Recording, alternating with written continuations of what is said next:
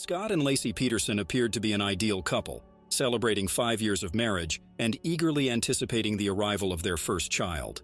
However, their picture-perfect life took a tragic turn on December 24, 2002. Laci Peterson, who was 8 months pregnant, vanished mysteriously, setting off a bewildering sequence of events marked by deception, lies, and betrayal. The burning question on everyone's minds: what truly transpired with Laci Peterson? As per Scott's account, Laci was in their residence at approximately 9:30 that morning. Scott had plans to leave briefly, promising to return in time for Christmas Eve celebrations. However, upon his return later that day, his wife was nowhere to be found.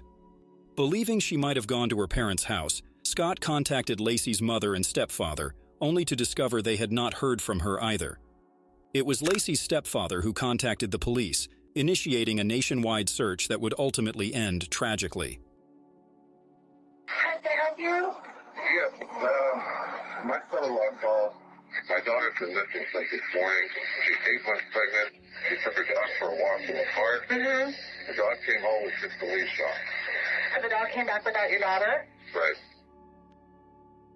On Christmas Day in 2002, authorities found Laci's wallet, keys, and purse inside her house. The only information available to the police was Scott's version of the events from that morning, given that he was purportedly the last person to have communicated with her. However, suspicions were beginning to emerge that Scott might possess more information than he initially revealed. The first peculiarity in the investigation involved Scott's alibi.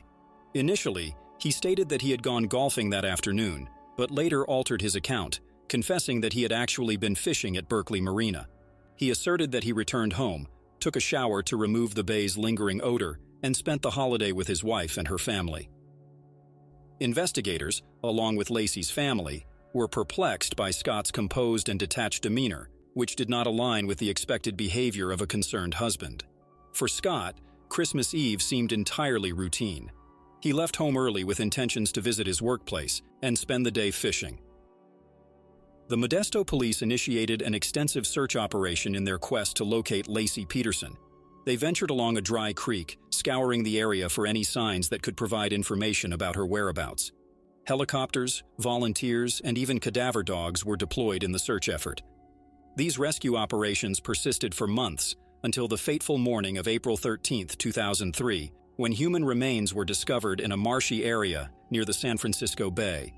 The decomposing body of a late-term fetus was located, still connected by the umbilical cord.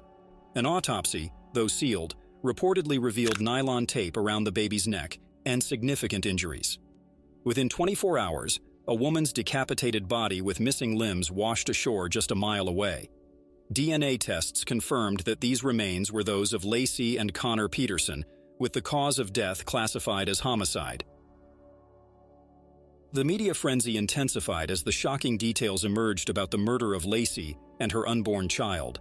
The question of who could commit such a heinous act against a pregnant woman and an innocent child haunted the public. The answer emerged when Amber Frey, a 27-year-old single mother, came forward with crucial information about Scott Peterson, turning him from a person of interest into a prime suspect. Amber had met Scott a few months before through a mutual friend, believing Scott was single. They started a romantic relationship, but unbeknownst to Amber, Scott was already married and expecting a child. Amber only discovered the unsettling reality when she stumbled upon a news article about Laci.